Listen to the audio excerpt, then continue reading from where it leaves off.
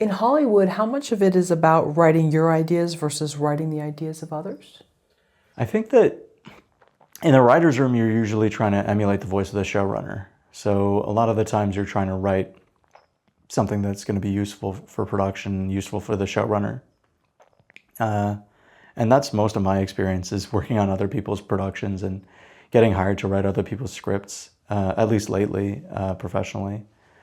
But yeah, I mean, I think to a certain degree, it just depends on who you are. If you have the name, then you can spend a lot of time pitching your own material. And if you have the comfort and the financial security, then you can pitch a lot of your own speculative material. But working on other people's material is, what we do in the writer's room. We touched on earlier 40 screenplays that you'd written. Mm-hmm. Of those 40 screenplays, how many are of your ideas? How many are from sort of a world that's already created? Yeah, that's a great question. I think that the scripts that I've written are mostly my own ideas. And yeah, it would be hard to come up with a ratio, but I would say most of the scripts are my own ideas. And then sometimes somebody will hire me to do their script, like an independent producer. And yeah, it's hard to kind of come up with a ratio, but I would say most of the scripts when I started off were just speculative. I was just writing my own ideas. How do you know you have a good idea for a television show? I still don't know, but when I get excited about something, I just chase it, chase the excitement. Has it ever led you astray? Have you wasted years of your life chasing something and then realized maybe that was too ambitious? I mean, I don't think anything that I did was a waste. I think it's all just experience that you're gaining. And every script is a data point, and then you kind of figure out, is this productive? And what are people saying? And how can I address the notes that are in all of my scripts up to this point? And I do think to a large degree, you want to have some sort of body of work that people can say, okay, I can trust this person. He's been, or she has been writing great scripts for however many years, or, I trust this person because they wrote an amazing script their first time, and now they're working on a television show. How does a writer break their own stories without the help of a writer's room?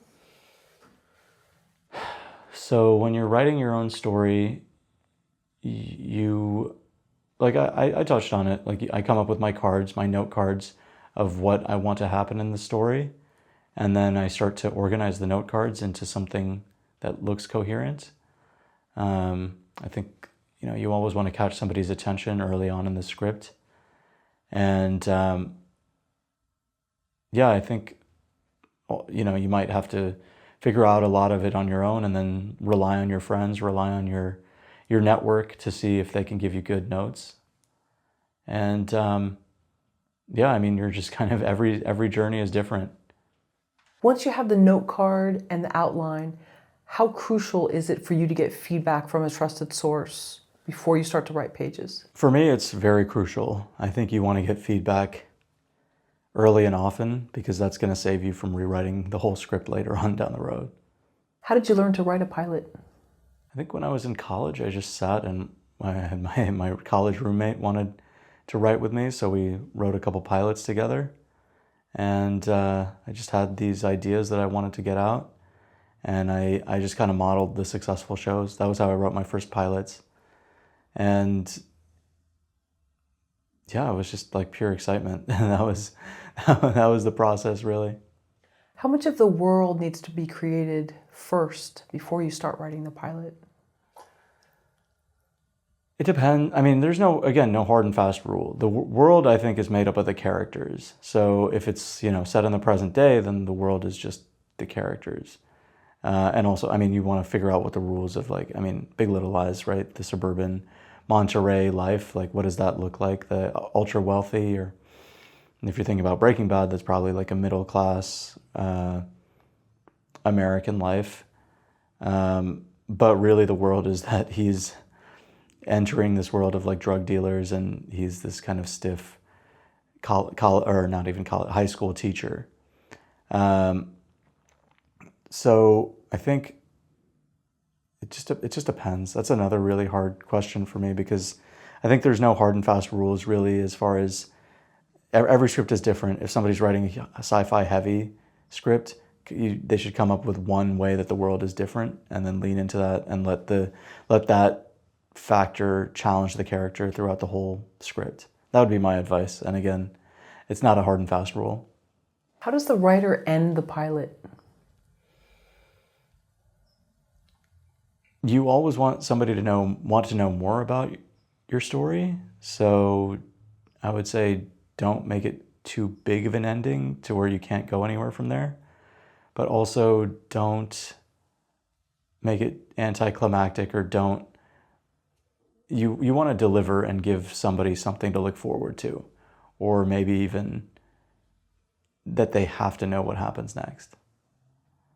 So yeah, that's how I would end a pilot. Sometimes like with somebody dying, sometimes with a bridge being crossed, whatever it might be, so that we can kind of hopefully look to episode 2 for something exciting. You'd mentioned Breaking Bad, Big Little Lies. Can you give us any examples of a great ending to a pilot? I remember Dead to Me on Netflix had this really interesting ending where you see this woman who is in a support group for her husband who's been killed and hit by a car. And in the support group, she makes a friend, and this friend is, I forget the details, but I think she's motivated to become friends with this woman. And by the end of the pilot, it's revealed that the friend is the person that hit her husband with the car.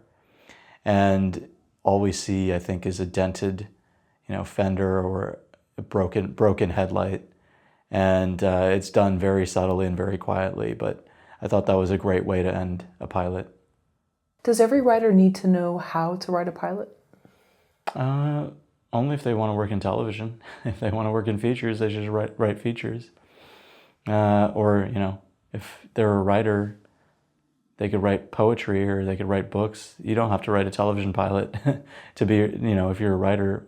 Really, it comes down to what's exciting for you and what's enjoyable for you. That's the most important thing, because if it's exciting and enjoyable, then there's going to be some benefit at the end that's not necessarily monetary. But no, I don't think every writer has to write a television pilot. They can write anything they want to. But if it is also about the monetary aspect, wouldn't being a TV writer, you would think, be one of the easiest ways to have a career as a working writer? I don't know. I mean, I think TV writing is really competitive these days. It's really difficult. And I think that there's probably other avenues that people can at least explore. I wouldn't want to say there's only one way to do it, or don't want to be too prescriptive. I think that being flexible is the most important thing. As the world is changing and everything is going more towards social media, and a lot of eyeballs are going to these apps, there's probably some sort of avenue for people to write for those platforms, for TikTok or Instagram or YouTube, and be able to get their content out there. Are there any other tips you have for people wanting to write a pilot? I think that it's a lot that kind of goes into it. I think that study scripts that have already been produced. That is kind of a good idea. Study shows that have been produced, so you can kind of understand how the pilot sets up the arcs. And maybe join a class, or take some formal training, or have a group of writers that helps each other, and meet every Sunday and just kind of hone your work and see what happens. And you're part of a group like that? I used to have a lot of writers groups. Nowadays I kind of have my friends and I read their stuff and they read my stuff, but having a group is also a huge, pretty large time commitment. I think it's good to start off with, but at some point it started to be, I was more efficient if I just had my readers and my friends that we rely on each other for notes, especially since, those are people that I trust and they trust me, so we can kind of get our drafts out quicker. Yeah, I think that's great though, especially if someone's coming to LA from another place, because it can be such a lonely town. You know, if you don't have kids and you're not involved in extracurricular activities for the kids or whatever. Yeah. And it can be a very isolating, lonely town, and that can get you in a ways that not getting a job won't. So. Yeah, it can be lonely, and so writing is a lonely process, and if you can find a way to make it less lonely, then that's definitely going to help you, and it shouldn't just be all nose to the grindstone, and you should be able to kind of have fun with the process.